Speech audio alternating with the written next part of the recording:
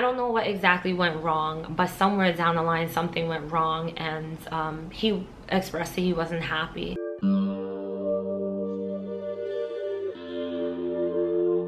Hello my beautiful people, it's your girl Tina Marie J. Welcome to my channel. If you guys haven't seen my most recent video, you could check it out right around up here. So in that recent video I spoke a little bit about my mental health update and my relationship. So in this video I just really want to talk to my married people, specifically my married women, but this video, men or women, it'll relate either way. As you guys know, I've been dealing with a lot of marital issues for some time now, and honestly I've been dealing with marital issues since before I even started making YouTube videos. My relationship has been very all over the place. You can kind of really compare my relationship to a Six Flags amusement park. You've got your high seeking thrills, you've got your chill thrill, you've got your kiddie rides, and you've got your Ferris wheel chill type of rides. But in my relationship, that's the type of ride I also want. Something real chill and calm, because I'm a very laid back person. I don't like confrontation, I don't like to argue, I don't like to get upset. The thing with me is that when I get upset, sometimes I don't know how to pull back and shut my mouth or like control my emotions in that moment. Like once my emotion leaves the door, it's straight gone. Especially when I feel very hurt or very betrayed or very like upset about something. So that's always kind of just been like an issue. But as roommates, it wasn't something that we decided. We've been together for a total of 17 years, married for 12 years. We dated for 5 years. We met when we were 18. We had our first child when we were like 19. We're both in our mid and late 30s. And it's been quite the ride. It really has. And honestly, I believe everything in our life is a journey. It is how we take it. You know, I choose to take all of my journeys throughout my life as lessons, and that's why I feel like I would love to share it on this platform with people who may be dealing with the same thing. So I got a comment the other day and someone said that they're currently in the phase with their spouse as roommates. So I want to like talk a little bit about what that is like and what I've learned from it, since I was a roommate with my husband for about over a year and a half. We have been living as roommates. So my husband and I, we have, like I said before, always had like a very crazy relationship all over the place. We're two different people, but our friendship is like really strong. We have a very good connection when it comes to like as friends, joking around, stuff like that. Like we balance each other out. He's very calm to himself, real reserved. He's introverted. Me, I'm a little more extroverted. I more so call myself, I think they call it an ambivert. I'm more in between because I do like, you know, I'm outgoing and stuff like that. I do like to be social, but at the same time, too much of it is too much for me. I need to just like chill or something and like get my energy back from it all. So me and him balance each other out. We've always balanced each other out very well. But we also, since we came into this relationship at a young age together and been together ever since then, we came into this relationship with a lot of stuff from my past, and we never really got to process through and got to heal from. We both grew up very differently. My husband, he grew up in a household where both his parents were there, but his father wasn't involved, and he wasn't really like the best example of a father for him. His mom worked really hard. For me, I grew up in a house with just one parent. I was the only child. My mom also worked very hard. My goodness, she worked so hard up until recently. My dad was in my life though, but I didn't see my dad like that, so I only saw him sometimes.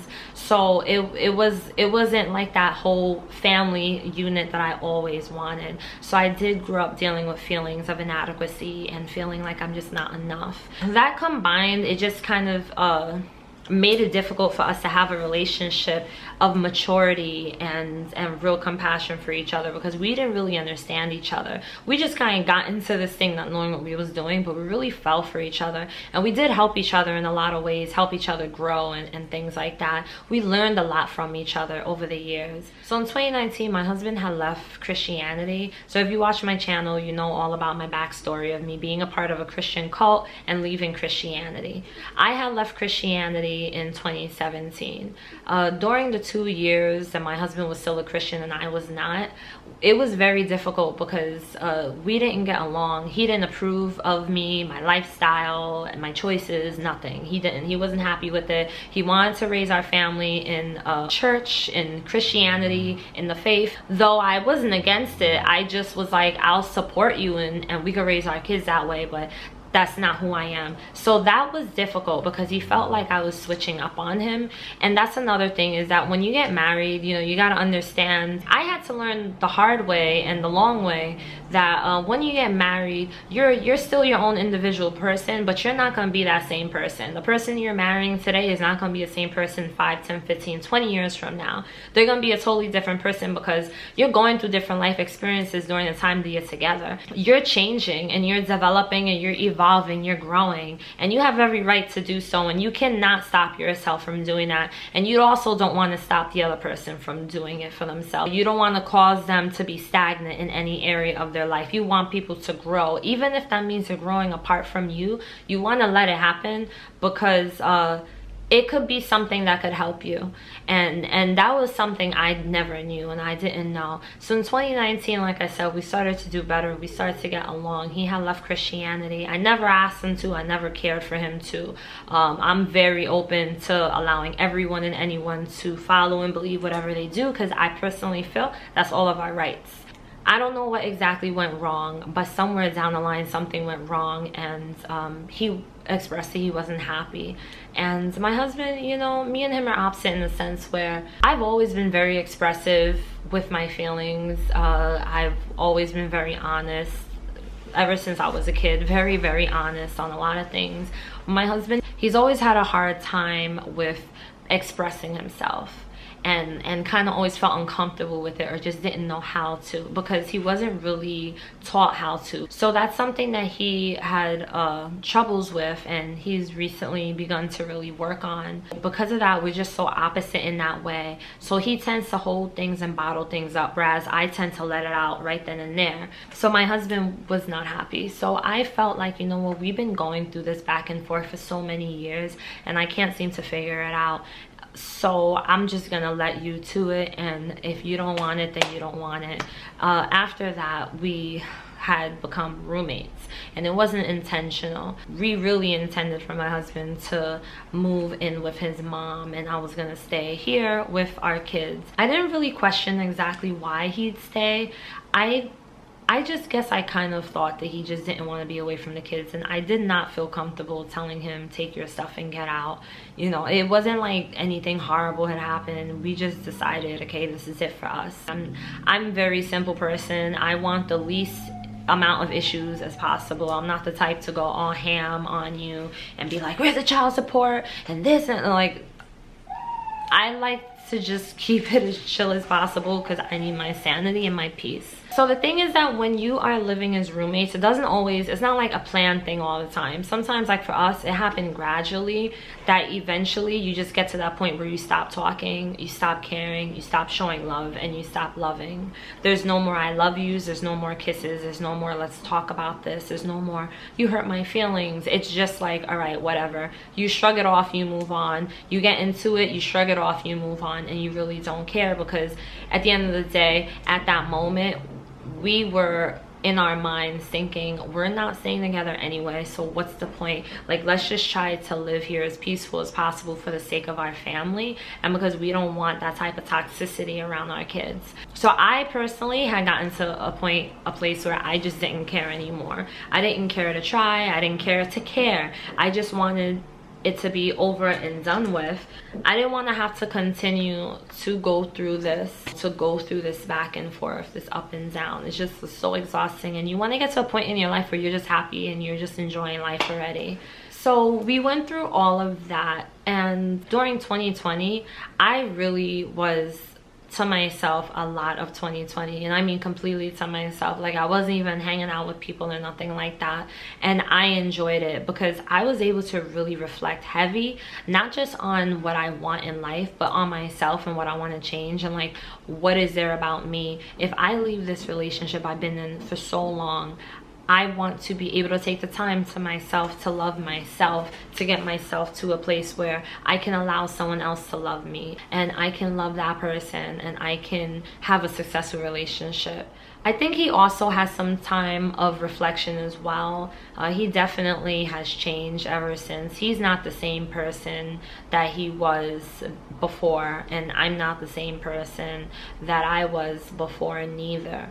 But I feel like at the end of the day, it's all about deciding if you're willing to learn to love this person, this new person. Not learn to love, like you already love them, but learn to love who they are, you know, how to be able to accept that this is who they are. And if it doesn't fit or match with what you need and what you want in your life, you should be able to let that go. You should not have to hold on to that. And so I try to remind myself that all the time, because even though we are starting counseling, I want to keep it in my mind and remember that if this doesn't feel right, and if this isn't right, and if things are just not fitting, the pieces are not coming together, it's okay for me to move forward. It's okay for us to let this go peacefully. It doesn't have to be an issue. It's okay for us to say, you know what, we tried our best and still it's just not working, because this really is our very last final resort that we're doing right now, is getting marriage counseling to see if we can work on our communication, because I feel like that's our biggest issue, is the communication. And communication is a very big thing in every relationship. And I feel like if you're living as roommates, you're not really trying to fix anything, but you're also not trying to like end anything neither. So you're really in limbo.